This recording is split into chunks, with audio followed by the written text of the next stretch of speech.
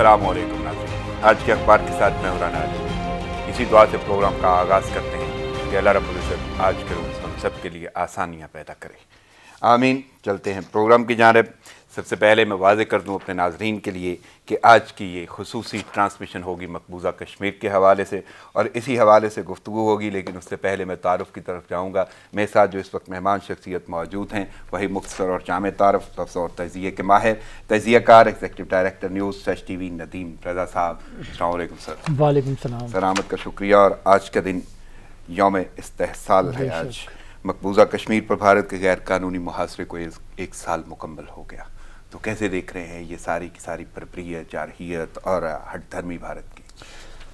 देखिए, एक ये जो इंसानी तारीख़ है उसके ऊपर ये एक कलंक का टीका है। जिस तरह से ये भारत ने जो साजिश की है, और जो कश्मीरी अवाम है, कश्मीरी बच्चे, बूढ़े, जवान, माएँ, बेटियाँ, बहनें, वो सब जिस तरह से अपनी क़ुरबानियाँ पेश कर रहे हैं, अपने लहू से जो हुर्रियत की क्या जो दिया है उसको रोशन किए हुए हैं, ये उन्हीं के नाम से मंसूब किया गया है आज का दिन। क्योंकि 5 अगस्त 2019 को मोदी ने इस तरह से तबाह बर्बाद किया कश्मीरी अवाम के लिए। जम्मू कश्मीर के अवाम को जिस तरह से उन्होंने तहक़ीक़ किया, उनके जो हुकूक़ थे आइन में दिए हुए थे, गो के ये क्लियर कर दिया जाए कि वो पहले से उस पर काबिज़ हैं, पहले ही से काबिज़ हैं। 73 साल हो गए हैं उस पर कब्ज़ा किया हुआ, लेकिन फिर भी वो उसमें गुजार रहे थे, तहरीक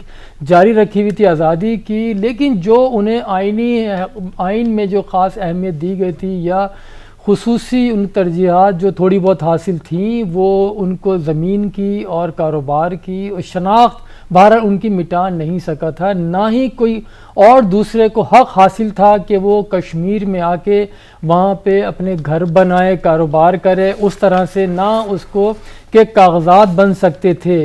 इस कानून को जो ख़त्म किया 370 और खुसूसन 35A, उसके बाद से भारत से लोगों को ला के नई दिल्ली से यहाँ आबाद किया गया। एक साजिश के तहत जो भी जंगजू थे, उनके जो जराइम पेशा अफराद थे, रिटायर्ड फ़ौजी और गोरखा आर्मी से वाबस्ता जो लोग हैं, उन्हें वहाँ पे आबाद किया गया कि ताकि अक्सर की गो के 97% आप देखें जम्मू और कश्मीर में मुसलमान आबाद हैं।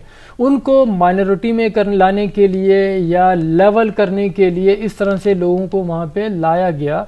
और जिस तरह से इसको इन्हें कैद, दुनिया की सबसे बड़ी जेल इसको करार दिया जाता है, जिस तरह, और इसके ऊपर भी कहीं से कोई आवाज़ें वो नहीं उठी। तो यही वजह है। लेकिन पाकिस्तान से बारहा, क्योंकि शुरू से पाकिस्तान का मौक़िफ़ यही रहा है कि वो कश्मीरियों की अखलाक़ी, सिफारती और हर तरह से उनकी मदद जारी रखेगा। इसीलिए आज का दिन यौम इस्तेहसाल से मंसूब किया गया है। कश्मीरियों को याद किया जाएगा, उनके लिए आवाज़ें बुलंद की जाएंगी, आलमी ज़मीर को झंझोड़ा जाएगा कि वो देखें, इस जानिब तवज्जो दें कि किस तरह से कश्मीरियों के दिन और रात को एक कर दिया गया है। तो सही, बिल्कुल सर, क्योंकि आज वाकई यौम इस्तेहसाल है, बल्कि यौम सयाह है, और पूरी दुनिया में ये मनाया जाएगा। और वो क्यों मनाया जाएगा, उसके लिए क्या सूरत हाल होगी? सबसे अहम बात तो है तकारीब और रैलियाँ निकाली जाएंगी, और पाकिस्तान में वाकई ये भरपूर अंदाज से ये सूरत हाल अपनाई जा रही है। तो पूरी दुनिया के सिनारियों में आप इस सूरत हाल को कैसे देख रहे हैं आज के यौम इस्तेहसाल? देखें, इसमें बिल्कुल गो के पहले भी हमने जब ये कश्मीर का हुआ था, जम्मू कश्मीर पे उन्होंने भारत ने जिस तरह से गैर कानूनी कब्ज़ा किया था जम्मू कश्मीर के ऊपर, ये गवर्नमेंट ने हर जुमे को एक अलामती तौर पे खामोशी इख्तियार करने के लिए, और ये टोकन स्ट्राइक उसको कहें कि टोकन जो एहतजाज करने का फ़ैसला किया था, और थोड़ा हुआ भी लेकिन उसके बाद ख़त्म हो गया। खामोशी इख्तियार की जाती थी। फिर क्लॉक्स भी लगा दी गई चौराहों के ऊपर, मेन चौराहों के ऊपर। تو یہ بھی سب کچھ کیا جاتا رہا، ریلیاں بھی نکلتی رہیں تقریباً ہر جمعے کو، جس طرح سے سری نگر میں احتجاج کا اناؤنس کیا جاتا تھا لیکن کرفیو اور لاک ڈاؤن کر دیا جاتا تھا، وہ نہیں جاتا دیا، لیکن یہاں پہ ہو رہا تھا۔ اسی طرح سے یورپ میں بھی کئی تنظیمیں متحرک ہیں، وہ کر رہی ہیں پورے یورپ میں، اور نیٹو ہیڈ کوارٹر برسلز میں موجود ہے تو اس کی اہمیت اور زیادہ ہے، اس لیے وہاں بھی ہوتا ہے۔ اور ایون نیو یارک کے اندر بھی ہو رہا ہے، ٹائم اسکوائر کے اوپر دیکھیں سب سے بڑا احتجاج ڈیجیٹل بورڈ کے اوپر کیا جا رہا ہے، جو کشمیریوں کی آواز اٹھائی جا رہی ہے، یہ سارا کچھ ہے اس میں ہمیں جو اصل جو کام ہمیں کرنا چاہیے وہ ہے سفارتی محاذ کے اوپر، بات وہی ہے، تھوڑی سی اس میں تلخیاں بھی آئیں گی، بلکہ ندیم صاحب یہ گفتگو تو ہم جاری رکھیں گے، اور جو ہوگا اور جو معمولات نظر آ رہے ہیں اس پہ تو گفتگو رہے گی، لیکن کیونکہ آغاز میں ہی میں یہ چاہوں گا کہ تھوڑی سی مجھے گفتگو چاہیے کہ بھارت کا کردار، یعنی اس کی ہٹ درمی اپنی جگہ پہ، اس کا شفاف چہرہ، اس کا مکروہ چہرہ، اس کا بھیانک چہرہ، وہ ساری چیزیں اپنی جگہ پہ، لیکن ظلم و ستم کی، ظلم و جبر کی، تشدد کی ایک داستان ہے۔ تو بھارت میں آخر وہ کون سی چیز ہے جو اس کو ہٹ درمی سے منع نہیں کرتی، کون سی چیز ہے جو اسے احساس نہیں دلاتی؟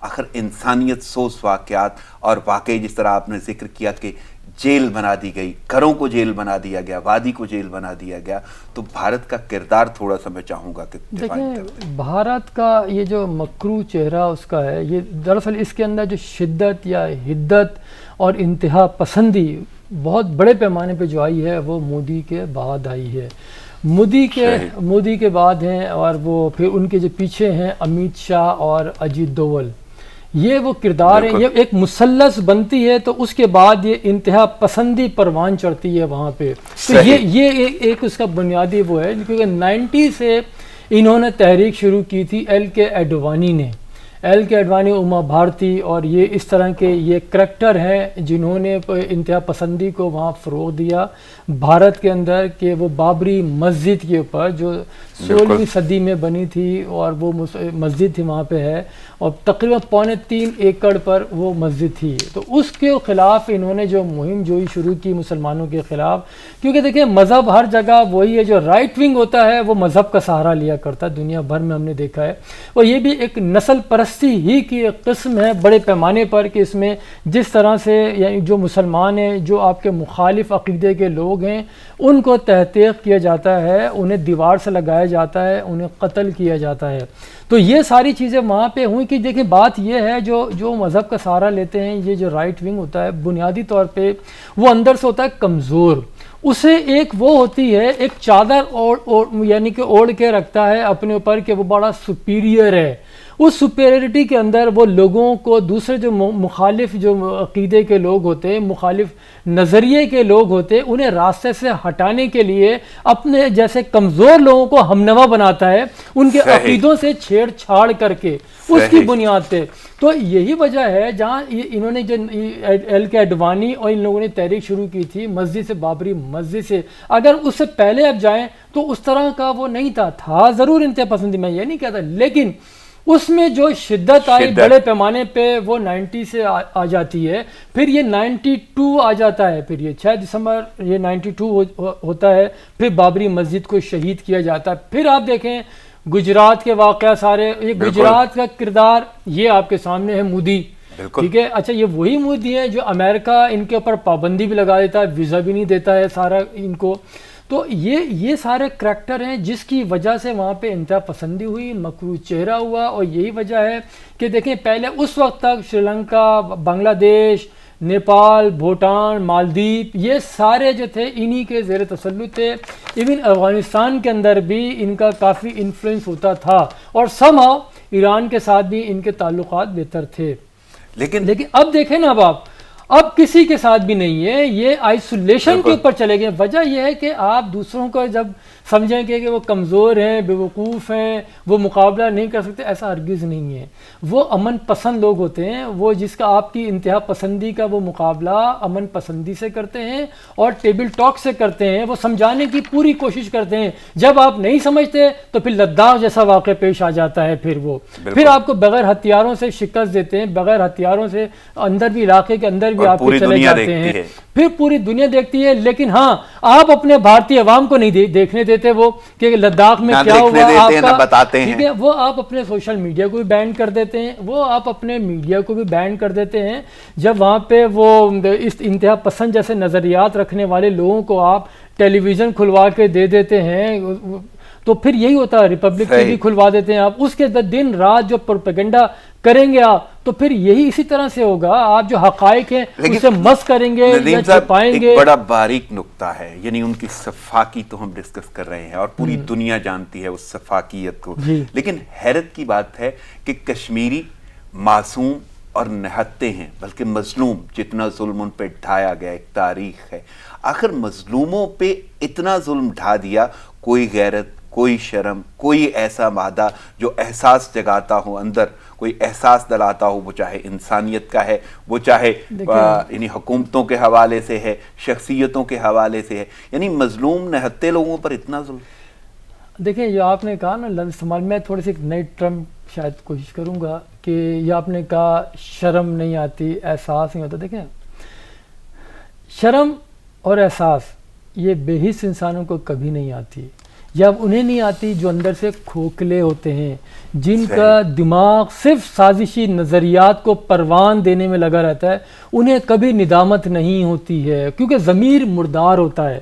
تو یہ تو آپ کلیئر کر لیں, جو آپ کہہ رہے ہیں کہ مودی ضمیر مردہ ہے. دیکھیں جب ضمیر ہی نہیں ہے آپ کا تو کہاں سے آپ کو شرم, ندامت, افسوس, یہ ساری چیزیں ان کے لیے ہوتی ہیں جو باعزت لوگ ہوتے ہیں, جو طاقتور ہوتے ہیں تقوی کے ساتھ, ان میں ہوتا ہے احساس و ندامت. ساری چیزیں ایسے لوگوں میں نہیں ہو رہی ہوتی ہے کہ جو صرف اور صرف جو سازشوں کے جال بنتے رہتے ہیں. لیکن یہ بھی یاد رکھیے گا, جو دوسروں کے لیے گڑھا کھوتے ہیں وہ بھی اسی میں گرتے ہیں, جو دوسروں کے لیے سازشوں کا جال بنتے ہیں تو وہ بھی اسی جال میں پھنس جاتے ہیں, کیونکہ ایک آپ سازش کر رہے ہیں, ایک پھر کہیں اور سے بھی چالیں چلی جا رہی ہیں, کہیں اور بھی سسٹم چل رہا ہے سارا کا سارا. ایسا نہیں ہو سکتا کہ ہر وقت جو آپ کہیں جو آپ کی سازش ہو کامیاب ہو, ہرگز نہیں ہو سکتا. ندیم صاحب ایک مختصر جواب کہ تاریخ کیسے یاد کرے گی اسے, بھارت کو اور مودی سرکار کو اور مودی کو, اس کردار کو؟ تاریخ تو دیکھیں مورخ جب بھی لکھے گا اسے وہ اپنی نظر سے لکھے گا, وہ مودی کی یا امت شاہ کی, اجے دول کی نگاہ سے نہیں لکھے گا کبھی. وہ حقائق لکھے گا کیونکہ وہاں پہ وہ راوی وہ ریپبلک ٹی وی کی طرح سے نہیں ہے, یا ان کا اپنا جو میڈیا ہے جو ونگ انہوں نے بنایا ہوا ہے, یہ جعلی جو سوشل اکاؤنٹس کھولے ہوئے, وہ راوی نہیں ہے ان کا. راوی ایکچوئل لکھے گا, فیکٹس لکھے گا کہ جو چیزیں ہوئی ہیں یہاں پہ, جو ہو رہی ہیں سارے. اور ابھی بھی دیکھیں, ابھی بھی ایسا ہرگز نہیں ہے کہ ابھی بھی چیزیں منظر عام پہ نہیں آ رہی, ابھی بھی آ رہی ہیں, ابھی بھی راوی ایسے ہیں. صحیح. ندیم صاحب مجھے تھوڑا سا وقت چاہیے ہوگا کیونکہ ہمیں جوائن کیا ہے تجزیہ کار محترم جناب علی رضا سید صاحب نے برسل سے. السلام علیکم علی رضا صاحب. وعلیکم السلام. آپ کی شرکت کا بہت شکریہ, آپ نے اپنا قیمتی وقت اور تجزیہ دیا ہمیں. ہم آپ کا یعنی آپ سے گفتگو کریں گے. آپ جانتے ہیں آج یوم استحصال ہے, غیر قانونی محاصرے کو 1 سال مکمل ہو گیا. میرے ساتھ اس وقت اسٹوڈیو میں موجود ہیں ایگزیکٹو ڈائریکٹر نیوز سچ ٹی وی ندیم رضا صاحب, اور وہ بھی آپ سے سوال کرتے رہیں گے.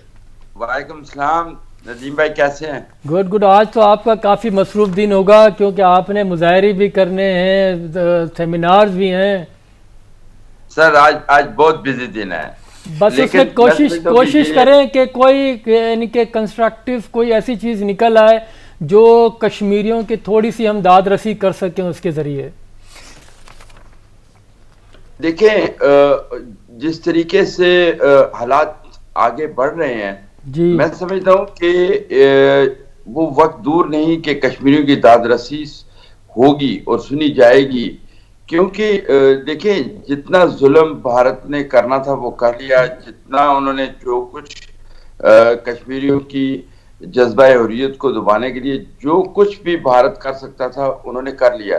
اب ان کے پاس مزید کچھ کرنے کو نہیں ہے, کیونکہ جو کشمیری عوام اور خاص کر جو پاکستانی عوام جو ان کے ساتھ کھڑی ہے, جو اس وقت جو اقدامات ہمیں نظر آ رہے ہیں, یہ ٹھیک ہے کہ جو ڈپلومیٹک فرنٹ پہ ہمیں مزید کام کرنے کی ضرورت ہے. ہمیں مزید علی رضا صاحب، میں بلکہ گفتگو کا آغاز، ہم نے جب پروگرام کا آغاز کیا ہے تو ندیم رضا صاحب سے میں نے یہی سوال کیا تھا کہ بھارت کو غیر قانونی محاصرے کو 1 سال مکمل ہو گیا بھارت کے، لیکن ان کی ہٹ درمی، ان کے تمام مکروہ بھیانک تمام چہرے منظر عام پہ ہیں، تو آپ اس صورتحال کو کیسے ڈیفائن کریں گے؟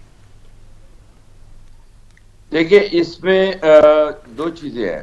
پہلی چیز یہ ہے کہ بدقسمتی سے آپ کہہ لیں کہ یہ جو کرونا وائرس آیا ہے، اس کی وجہ سے پچھلے چند مہینوں میں عالمی جو توجہ تھی وہ اس طرف سے ہٹی کسی حد تک. دوسرا یہ تھا کہ جس طریقے سے پاکستان کی طرف سے ریئیکشن آنا چاہیے تھا وہ وقت پہ نہیں آیا، لیکن اس کے ساتھ اس سے جو مودی سرکار ہے انہوں نے بڑا فائدہ حاصل کیا. انہوں نے اپنی کوشش کی کہ وہ اپنا جو بیانت چہرہ ہے، جو جس طریقے سے انہوں نے جو فاشسٹ پالیسیز ہیں ان کی، وہ دبی رہ سکے. لیکن اس کے باوجود ان کی جو فاشسٹ پالیسیز ہے، اور خاص کر جو مینارٹیز کے ساتھ وہ کر رہے ہیں، اور جو 5 اگست 2019 سے کشمیر کے اندر جس طریقے سے معاشی دہشت گردی، ماحولیاتی دہشت گردی اور جو دہشت گردی ان کی جو سیکیورٹی فورسز اس سے پہلے کر رہی تھی، وہ اس میں تیزی آئی. لیکن کشمیریوں نے بھی یہ ثابت کیا کہ وہ اس دہشت گردی کا مقابلہ کرنے کے لیے، اپنے حقوق کے لیے وہ اپنی جدوجہد کو مزید تیز کریں گے. آپ دیکھیں کہ آج پوری دنیا میں جہاں جہاں بھی کشمیری بس رہے ہیں، پاکستانی بس رہے ہیں، وہ آج ڈیفرنٹ انداز سے اپنے جو احتجاج ہے وہ عالمی برادری تک ریکارڈ کر رہے ہیں. یہاں پہ میں آپ کو بتاؤں کہ ہزاروں لوگ جہاں یورپ میں جو کشمیری اوریجن کے ہے، پاکستانی اوریجن کے ہے، ایون یہاں کے لوکل جو ہیں وہ بھی اپنی حکومتوں کو باور کرا رہے ہیں، خطوط بھی لکھ رہے ہیں، جو عام اوپن لیٹر جس کو کہتے ہیں وہ بھی. اس کے علاوہ یہاں کے جو ریپرزنٹیٹیو ہیں ڈفرینٹ کنٹریز میں، یورپین یونین کے اندر، ان کی طرف سے آپ نے کل ہی آپ نے دیکھا کہ جنیوا سے یو این کے جو ایکسپرٹس ہیں انہوں نے بھی اپنی ایک سٹیٹمنٹ جاری کی ہے. تو اس کا مطلب ہے کہ عالمی برادری جو ہے وہ اب جاگنا شروع ہو گئی ہے، اور بھارت یہ اس طرح کی جو اقدامات ہیں جس قسم کے وہ چاہتے ہیں کشمیریوں کی آزادی کو سلب کرنا، یعنی آج پھر یہ سارا تقاریب اور ریلیوں کا سلسلہ جاری رہے گا پورے یورپ میں بھی؟ پورے یورپ میں ہر جگہ مظاہرے بھی ہو رہے ہیں، اور اس میں سیمینارز بھی ہو رہے ہیں، ڈیفرنٹ سیٹنگز بھی ہو رہی ہیں، ہر طرح کے جو ہے نا برسلز میں. علی رضا صاحب، یہ خصوصی ٹرانسمیشن ہے کشمیر کے حوالے سے ہی، اور 1 گھنٹے کا میرا اور آپ کا اور ندیم رضا صاحب کا ساتھ ہے، اور گفتگو جاری رہے گی. میں مزید تھوڑا سا آگے بڑھتا ہوں. ندیم صاحب، ہم بات وہی کر رہے تھے اور آغاز میں آپ نے بولا تھا کہ کیا کیا صورتحال ہوگی اور آگے، تو میں اسی حوالے سے ایک نئی اپڈیٹ، جو نئی خبر ہے وہ یہ ہے کہ کشمیر بن گیا پاکستان. مقبوضہ کشمیر کو پاکستان کے نقشے میں شامل کر لیا گیا، اور وفاقی کابینہ کے اجلاس میں پاکستان کے نئے سرکاری نقشے کو منظوری دے دی گئی ہے، اور پاکستان کا حصہ قرار دیا گیا ہے مقبوضہ کشمیر کو. وزیر اعظم کی قوم کو مبارکباد ہے. نیا نقشہ اقوام متحدہ میں پیش کیا جائے گا. تو میں واضح طور پہ یہ سوال آپ کے سامنے رکھ رہا ہوں، اس نقشے کو کیسے دیکھ رہے ہیں، اس کی اہمیت؟ دیکھیں، یہ نقشہ اس میں صرف کشمیر نہیں، جموں اور کشمیر دونوں کو ہم نے اس میں شامل کیا ہے، لیکن ساتھ ہی اس میں کیٹیگریکلی لکھ بھی دیا گیا ہے کہ یہ وہ متنازع علاقہ ہے، اور یہ اقوام متحدہ کی قراردادوں کی روشنی میں اس کو حل کیا جانا ہے.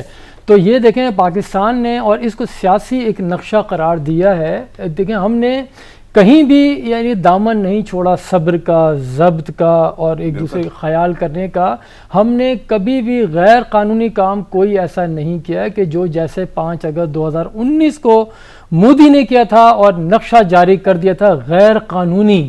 گو کہ بھارت نے جو جموں و کشمیر کے اوپر غیر قانونی قبضہ کیا ہوا ہے، اور اس کے اوپر پاکستان بھی درست سمت میں ہی قدم لے کے آگے بڑھ رہا ہے. آواز اب جو اپنی اٹھا رہا ہے اس میں بھی کوئی اس طرح کی چیز نہیں کر رہا پاکستان کہ اس سے شائبہ بھی ہو کہ ہم کسی بھی غیر قانونی سرگرمیوں میں ملوث ہیں. ہم اس طرح سے نہیں، ہماری تمام تر توجہ UN کے اوپر ہے کہ وہاں جو قراردادیں موجود ہیں اسی کی روشنی میں اس مسئلے کا حل ہے، اور اسی کے تحت پاکستان کی خواہش ہے، اسی کے تحت مسئلہ حل ہونا چاہیے۔ یہ لڑائی جھگڑے سے لیکن ندیم صاحب بڑا اہم نقطہ ہے اس میں کہ وہاں پہ گیا بھی بھارت ہے۔ دیکھیں بات وہی ہے، بھارت ہی نے ساری چیزیں کی ہے نا وہاں سے، لیکن بات یہ ہے کہ وہاں پہ تو ہو گیا نا کہ متنازع ہے، انہوں نے یہ ثابت خود کر دیا۔ اب بات یہ ہے کہ جب برٹش سامراج اسے کہیں یا جب برصغیر ایک تھا، جب اس کی تقسیم ہوئی برصغیر کی، تو اس وقت اسے کیوں چھوڑا گیا، اسے کیوں یعنی کہ سالو نہیں کیا گیا اس مسئلے کو؟ اور وہی برطانیہ ہے کہ جس نے اتنی بڑی تقسیم ہو گئی اور ایک اس حصے پہ آ کے اس کو چھوڑ دیا گیا، یعنی کہ ایک ایسی وہ چھری چھوڑ دی گئی ہے کہ ذرا سا ہلو تو وہ چبھنے لگتی ہے جسم کے اندر بار بار، ٹھیک ہے؟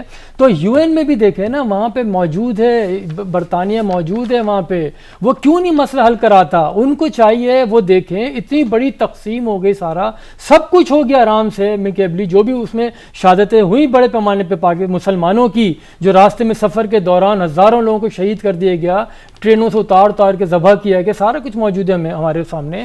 لیکن دیکھیں نا، اس کو بھی سالو کرانا چاہیے۔ اس میں قصوروار برطانیہ بہت زیادہ ہے کہ انہی کا پیدا کردہ ہے، اور وہی اس کو حل نہ کرانے کی ناکامی کی ذمہ داری میں سمجھتا ہوں انہی کے اوپر ہوتی ہے۔ ایک سوال کے ساتھ آگے بڑھوں گا اور وہی سوال میں لے کے جاؤں گا علی رضا صاحب کی جانب بھی، لیکن آپ سے پہلے میرا یہ سوال ہے کہ جب یہ نقشہ، سرکاری نقشہ سفارت خانوں میں لگے گا، ویب سائٹس پہ آئے گا، تو آپ کو نہیں لگتا کہ اس کا امپیکٹ کتنا بڑھ جائے گا اور پوری دنیا میں؟ دیکھیں، اس سے مزید حساسیت کی جانب اس کا اشارہ ہوگا کہ پاکستان نے اسٹیپ لے لیا ہے، دنیا کو بتا دیا ہے کہ یہ ہمارا حصہ ہے، لیکن جو قرارداد موجود ہیں اس کی روشنی میں اس کو حل کیا جائے۔ اچھا دیکھیں، ایک تو یہ نقشہ آ گیا نا، اس کے بعد پھر 20 مئی کو آئی تھنک یہ یہاں پہ جو ہوا ہے نیپال والا، نیپال نے بھی نقشہ بنا کے یو این میں بھیج رہا ہے، وہ بھی ابھی مڈ آف اگست میں، وہ بھی گوگل کو بھی دے رہا ہے کہ یہ جو 300 کلومیٹر کا جو رقبہ ہے سارا انہوں نے اپنے نقشے میں شامل کیا ہے۔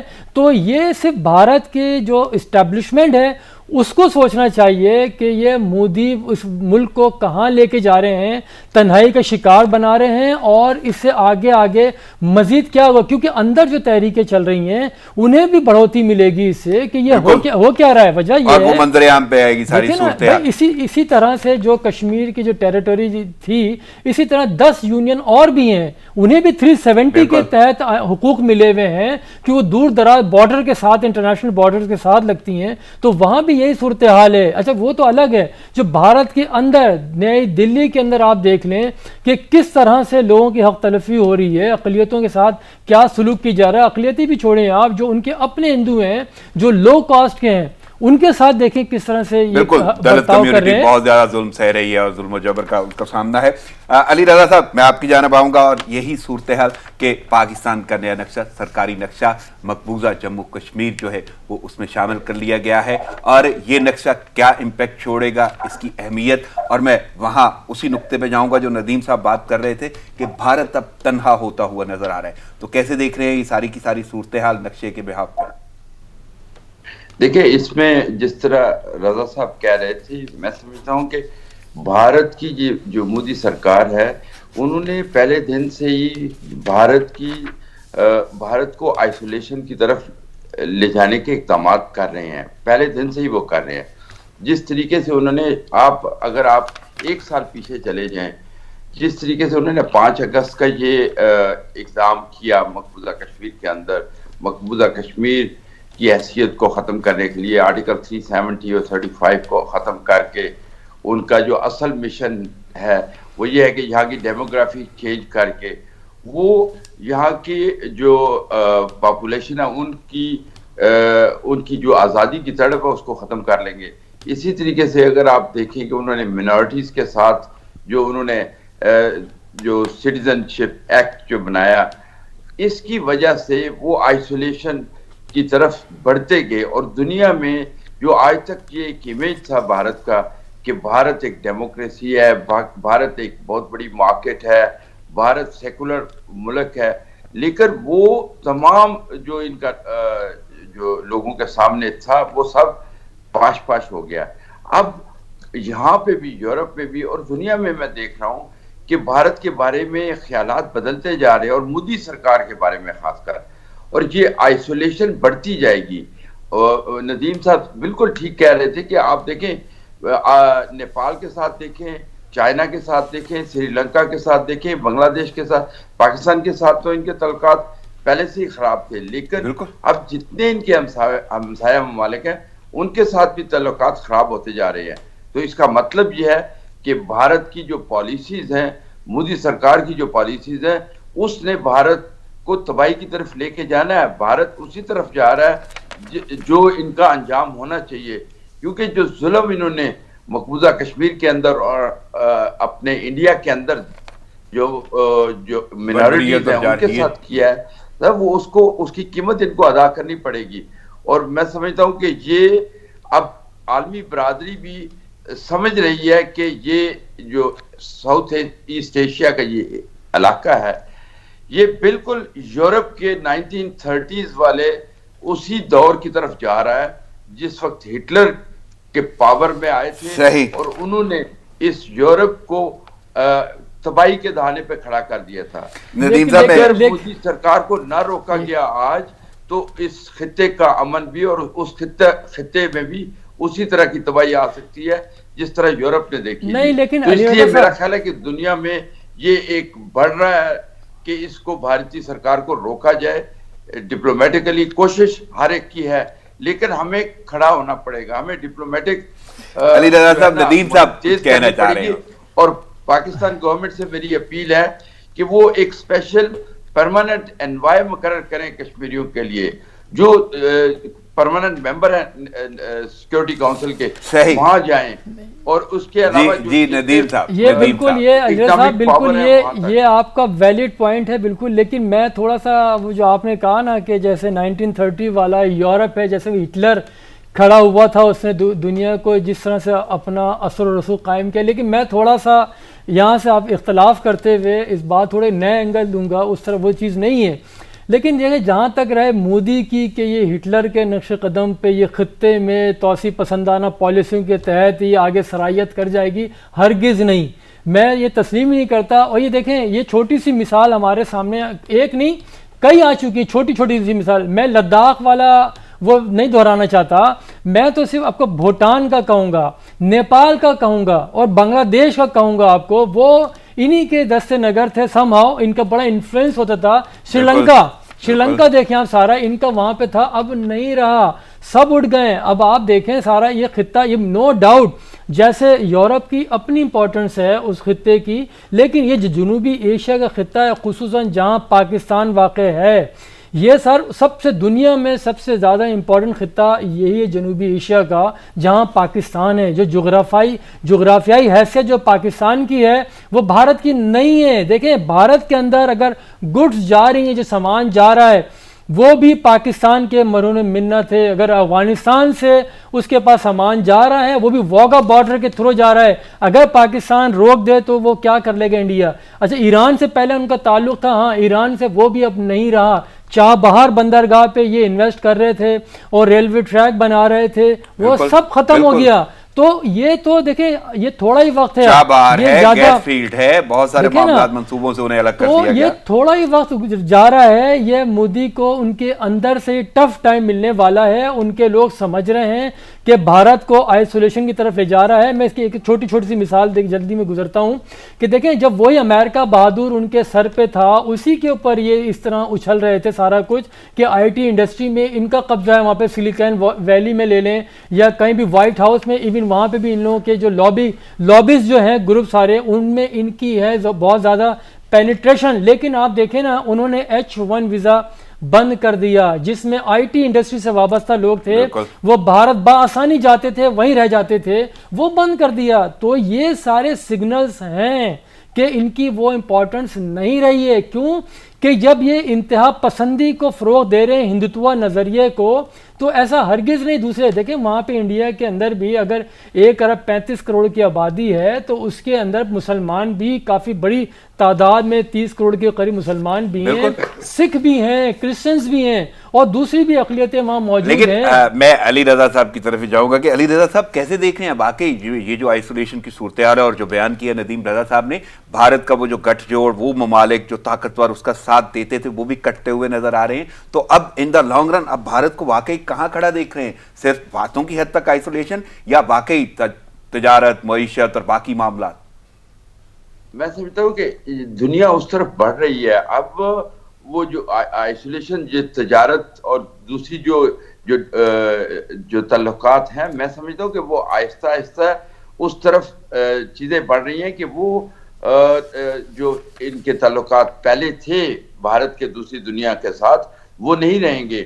دیکھیے جس طرح ندیم رضا صاحب کہہ رہے ہیں، میں ان کی اس بات سے اتفاق کرتا ہوں کہ یورپ جو ہے نا وہ اس طرح نہیں جنگ کی صورت نہیں اختیار کرے گا ساؤتھ ایشیا.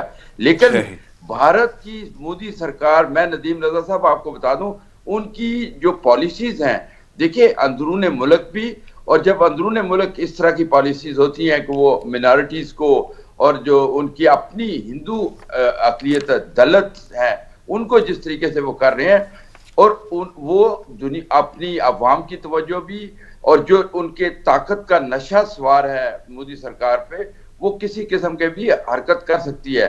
اس میں کوئی شک نہیں کہ پاکستان وہاں موجود ہے، پاکستان ایک ایٹمی طاقت ہے، لیکن آپ چائنا بھی ہے، لیکن آپ ہمیشہ دشمن کو کبھی بھی یہ نہ سمجھے کہ دشمن جو ہے نا کوئی ایسا اقدام نہیں کرے گا. بھارت مودی وہ اقدامات کر رہا ہے جو اس نے آج سے 28 سال پہلے کہا تھا، اور وہ اسی طرف بڑھ رہا ہے. اور مجھے ڈر ہے کہ وہ اسی طرح کی حرکتیں اگر اور کرے گا تو ظاہر ہے پاکستان کو بھی جواب دینا پڑے گا، پاکستان کو بھی، اور ویسے بھی پوری دنیا سے وہ کٹ رہا ہے، پھر انوالو ہو سکتی ہے.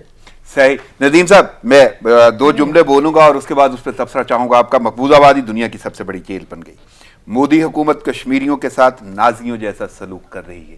یہ جملے ہیں وزیر اعظم عمران خان کے، انہوں نے عالمی میڈیا کو انٹرویو دیا ہے. تو کیسے دیکھیں، جیسے ابھی علی رضا صاحب کہہ رہے تھے کہ وہ کچھ بھی کر سکتا، دشمن کو کمزور نہیں سمجھنا چاہیے. بے شک ایسا ہی ہے. ہمیشہ آپ کو زمانے امن میں جنگ کی تیاری کرنی چاہیے. یہ قول ہمارے سامنے موجود ہے، یہ کرنا چاہیے. اور جن کا کام میں جو ادارے ہیں اسی کام کے لیے وہ بالکل ہم وقت وہ تیار رہتے ہیں. وہ ہم نے 26 فروری کو وہ دکھا بھی دیا تھا کہ جب تیار کس طرح سے ہم نے گرا، وہ بھی ہم نے دکھا دیا تھا.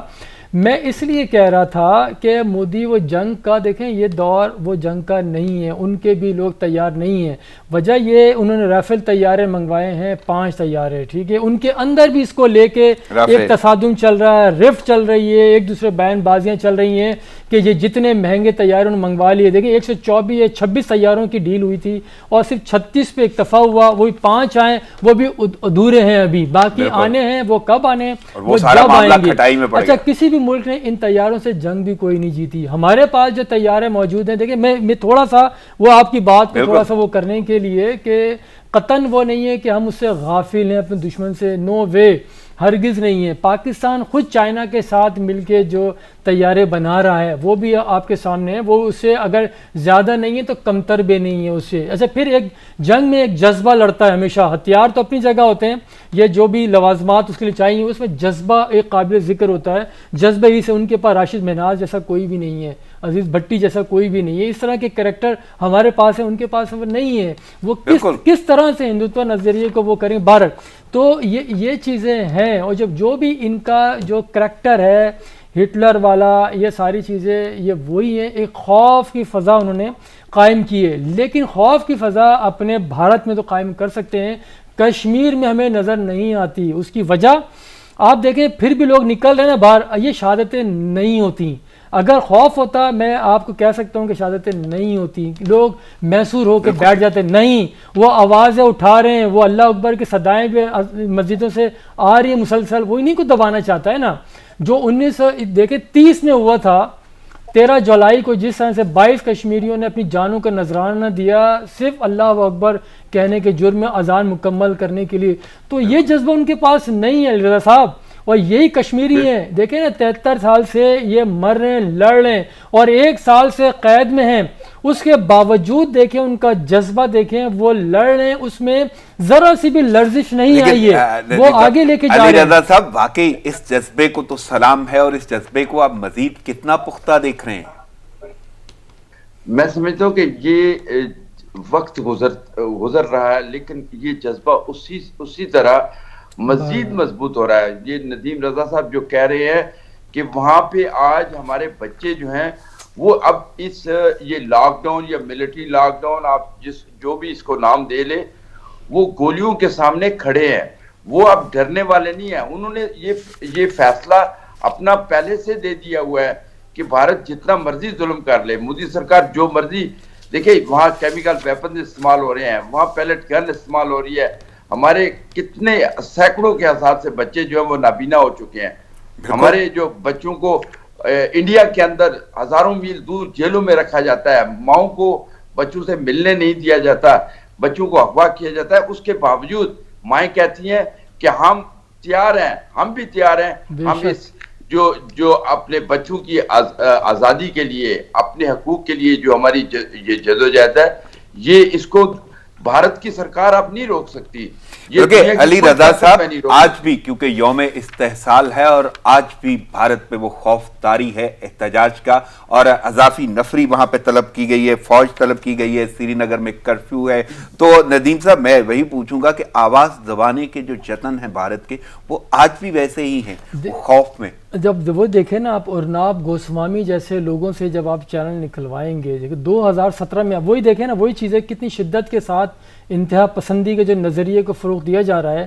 جب آپ state sponsor T V channel اور جو جرنلسٹ ہیں ان کو آگے بڑھائیں گے, آپ دیکھیں 24 گھنٹے وہ جس طرح سے پاکستان کے خلاف پروپیگنڈا, چیخ و پکار مچا کے وہ کر رہا ہوتا ہے, وہاں پہ اور بھی تو صحافی ہیں, وہ تو کبھی اس طرح سے نہیں کرتے.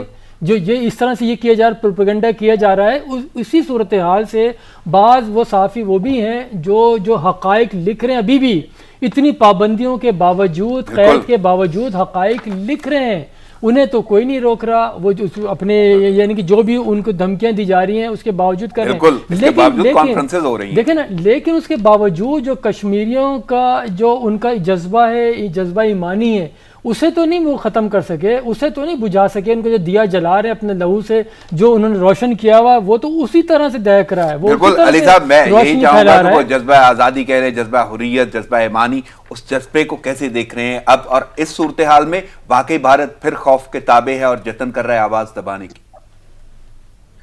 لیکن سر وہ آواز دبا نہیں سکتے, وہ چاہتے ہیں, ان کی خواہش ہے, لیکن وہ اس جذبے کو نہ پہلے دبا سکے نہ اب دبا سکیں گے.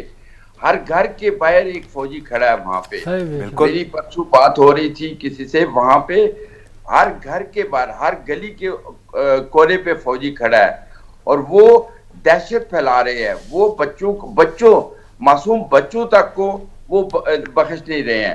لیکن اس کے باوجود آپ دیکھیں کہ اب بھی آج آپ دیکھیں گے, 5 اگست کو بھی دیکھیں گے, آج بھی دنیا وہاں کشمیری اپنا وہ بتائیں گے بھارت کو.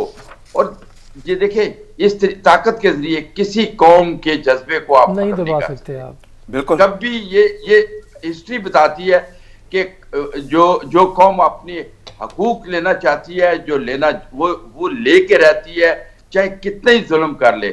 اور بھارت کو پتہ چل گیا, دیکھیں یہ خوف کی مودی سرکار کی بوکھلاہٹ کا شکار ہے. بالکل, کہ وہ 7 لاکھ سے 10 لاکھ فوج انہوں نے کی وہاں پہ, اس کے باوجود بھی وہ کشمیریوں کے جذبہ حریت کو ختم نہیں کر پائے. بالکل نہیں کر پائے. بلکہ علی رضا صاحب, میں ندیم صاحب سے جی میں ندیم صاحب کی جانب آؤں گا. میں اسی بات پہ کاربند ہوں کہ واقعی جو اسٹریٹجیز پاکستان نے اپنائی اور جو محرکات کیے جاتے ہیں اور جس کے تابع یہ سارے معاملات پوری دنیا جانتی ہے, ہم نے وہ کیا کیا. لیکن ایک بہت اہم ٹاپک ہے, اور وہ ہے آج ہی بلکہ کرکٹ میچ شروع ہونے والا ہے, ٹیسٹ کرکٹ.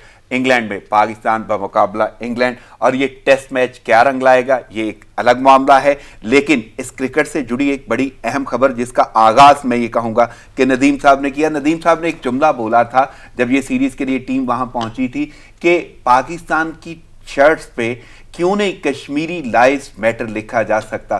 तो आज तो नदीम साहब मैं आपसे पहले सवाल करूंगा कि आज वो सीरीज शुरू होने वाली है, तो कैसे देख रहे हैं आज ही के दिन 5 अगस्त यौम-ए-इस्तेहसाल और टेस्ट क्रिकेट शुरू हो रही है, और मैं वही जुमला फिर बोलूंगा, कश्मीरी लाइव्स मैटर, कैसे देख रहे हैं?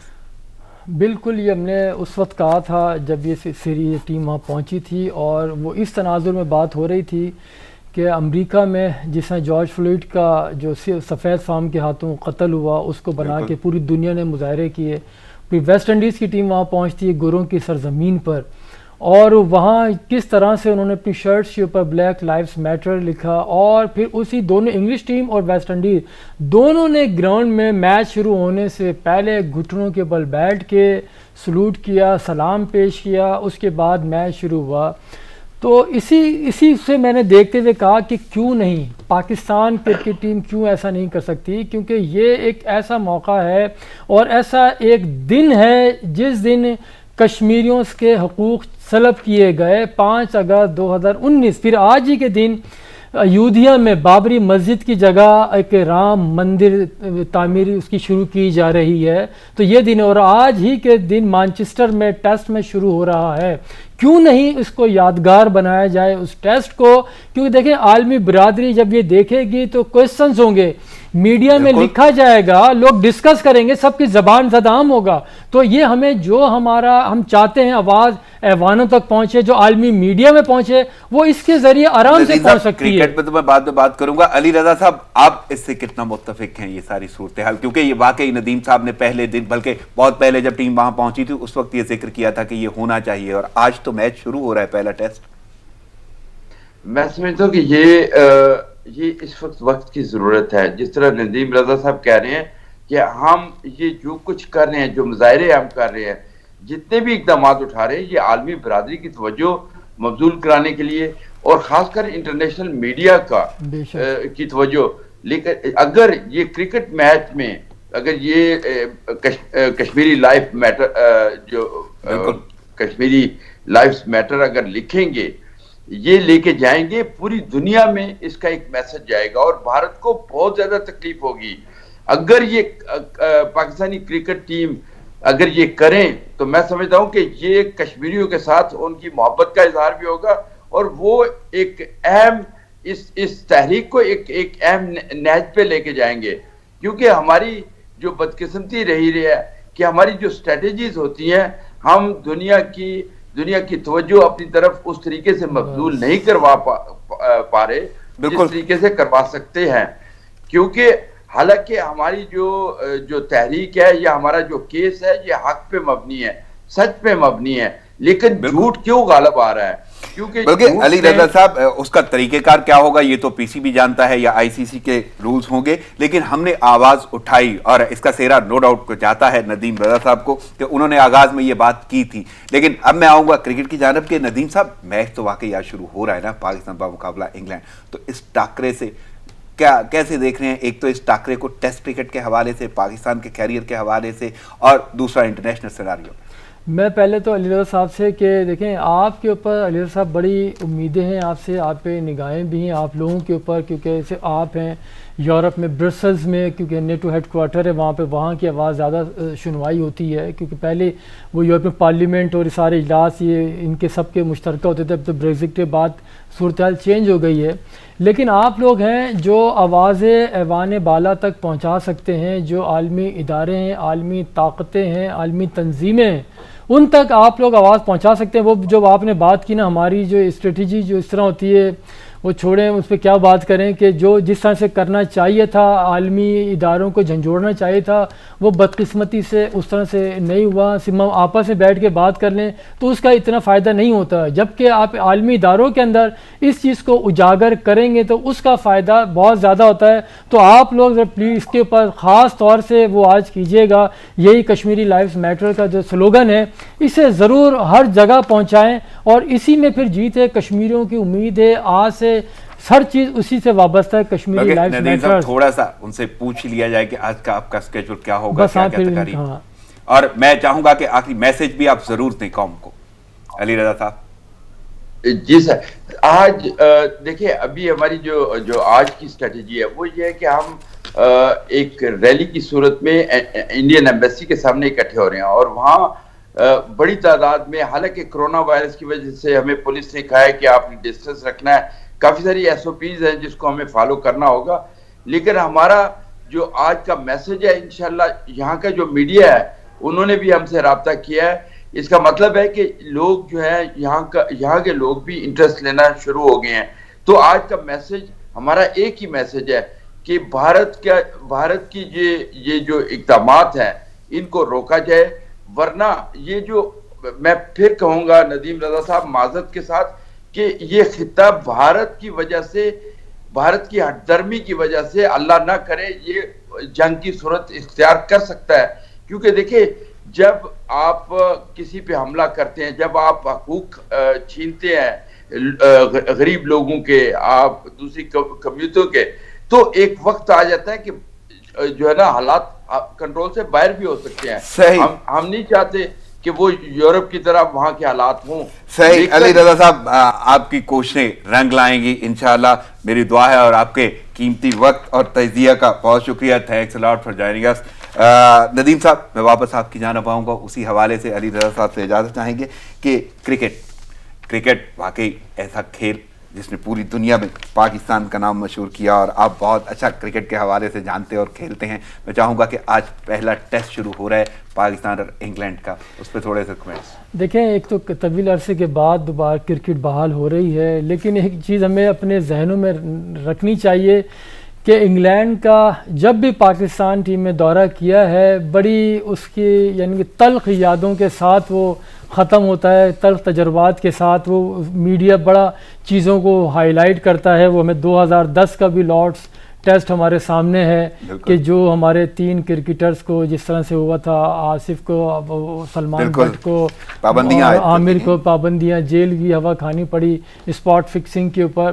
تو یہ ساری چیزیں ہمارے پاس ہیں. اسی طرح سے انگلینڈ جب آئے تھے 87 کے اندر, جو فیصل آباد ٹیسٹ تھا, وہ شکور رانا اور مائک گیٹنگ وہ انہوں نے بڑا یادگار بنا دیا تھا اس ٹیسٹ کو. میچ وہ آخر ڈرا ہوا ایک دن میں, پوری دنیا میں تو وہ بڑی وجہ شہرت اس کی امپائر شکور رانا وہ بہت زیادہ فیمس ہو گئے اس سے. وہ پھر مائک گیٹنگ نے جس طرح سے رویہ اختیار کیا تو وہ کافی ہم سرخیوں میں آتے ہیں. تو لیکن وہ تو ابھی اس دفعہ کووڈ-19 ہے, اس کی وجہ سے کافی پابندیاں ہیں, تو شاید وہ کچھ چیزیں اس طرح سے میڈیا بڑی, میں وہی بولتا ہوں میڈیا بڑی محبت کرتا ہے, جو ہمارے خلاف تنقید بہت زیادہ کرتا ہے وہاں پہ, اور پھر اگر کارکردگی ہماری اچھی ہو جائے وہ پھر تو وہ نہیں چھوڑتا کوئی نہ کوئی چیزیں. تنقید اپنی جگہ پہ, لیکن وہ بلکہ کووڈ کا آپ نے ذکر کیا ہے کہ تماشا نہیں ہوں گے, وہاں پہ ساری صورتحال اپنی ہے, احتیاطی تدابیر ہوں گی, لیکن وکٹیں تو وہی ہیں. تیز وکٹوں پہ طویل دورانیہ کا کھیل ہوگا. نہیں بالکل ہوگا. ہم نے ہمارا زیادہ تر جو انحصار رہا ہے اسپن بالنگ پر رہا ہے. وہ یاسر شاہ دیکھیں آپ, پچھلی اس کے علاوہ پچھلی سیریز تھی 2016 کی, اس میں ان کی بالنگ نے کچھ عزت بچا لی تھی, لیکن ابھی دیکھنا ہے کہ وہ دوبارہ وہ چل پائیں گے یا نہیں چل پائیں گے. کیوں ہمارا شروع سے اب تک ہم دیکھیں نا 26ویں ٹیسٹ سیریز ہے ہماری, یہ ہے اس میں جو 83 ٹیسٹ میں دیکھیں ہمارا جو 21 ہم جیت سکیں اور 25 انہوں نے جیتے ہیں, تو ان کا پلہ بھاری رہا ہے. پھر ہمارا ایک احساس کم تری کہیں یا کیا کہ ہم ان سے انڈر پریشر ہی رہ کے کھیل رہے ہوتے ہیں, کیونکہ دیکھیں ڈیفینسو جب آپ کھیلیں گے تو مسئلہ ہوگا. پھر ہمارے پاس جو کپتان ہیں ان کی بھی کارکردگی وہ بھی سوالیہ نشان ہے. اسد شفیق ہے, یہ اظہر کا ٹھیک ہے, اظہر علی کا, انہوں نے خود بھی بولا اپنی کانفرنس میں کہ میری کارکردگی پچھلے میچز میں تھوڑی وہ بھی کویسچنیبل ہے. تو سوالات بہت سارے ہیں. تو ایسا اچھا پھر مزے کی بات ہے کہ کوچ بھی ان کے جو ہیں وہ بھی ڈیفینسو ہیں. تو ہماری آیا حکمت عملی کیا ہوگی جب تک آپ ایگریسو اپروچ لے کے میدان میں نہیں اتریں گے تو مسئلے مسائل پیدا ہوں گے. پھر آپ کے پاس زیادہ تر ینگ, کیوں اب تک میں سمجھتا ہوں یہ 26ویں جو ٹیسٹ سیریز ہے نسبتاً سب سے کمزور ٹیم اس وقت گئی ہے انگلینڈ میں. لیکن اس میں ینگ ٹیلنٹ بھی تو ہے. نسیم شاہ بہت اچھا, یعنی ہیٹ ٹرک کر چکے ہیں وہ ٹیسٹ میں. ایک نام شاہین افریدی کا نام کرکٹ کی دنیا میں لیفٹ آرم فاسٹ بالر, یعنی آپ کو نہیں لگتا کہ امپیکٹ تو پڑے گا یا اثر تو چھوڑیں گے؟ دیکھیں میں نے کہا نا کہ نسبتاً یہ کمزور ٹیم ہے, ینگ لوگ ہیں وہ محنت کریں گے, جان لڑا دیں گے, لیکن یکسو ہو کے جو 11 کھلاڑی ہیں وہ ایک ہو کے کھیلیں گے تو پھر ہی فتح حاصل ہوگی آپ کو. اور پھر وہی اگر ڈیفینسو اپروچ ہوگی تو پھر ممکن نہیں ہے, کیونکہ جو اوپر جتنے بھی لوگ ہیں ان کے جو اپروچ ہے وہ دفاعی ہے, تو دفاعی میں آپ نہیں کرتے. پھر دفاعی اگر حکمت عملی ہوگی, آپ کو جارحانہ کھیل کھیلیں تو اس میں ایک دو چیزیں اور بھی ہیں. وقت محدود, آخری جملہ مجھے, آخری جملہ. اچھا, اس میں یہ سیریز میں کافی ہو رہا ہے, انگلینڈ ابھی وہ ہارا بھی ہے بڑے سکور کے بعد, آئرلینڈ سے ہارا ہے, پھر ویسٹ انڈیز سے ایک ٹیسٹ ہارا, 2 جیتے. تو ایک یہ بھی چیزیں ہیں اینڈ کے اندر, اسی میں چھپی ہوئی بات ہے. اب یہ دیکھنا ہے کہ انگلینڈ پاکستان سے کون سا ایک ٹیسٹ ہارے گا. ندیم صاحب, وقت کی قلت کے باعث مجھے اجازت لینا ہوگی. آپ کی آمد کا بہت شکریہ. ناظرین, پروگرام کا وقت ختم ہوا چاہتا ہے, مجھے اجازت دیجیے, دعاؤں میں یاد رکھیے گا. اللہ نے کے پاؤں.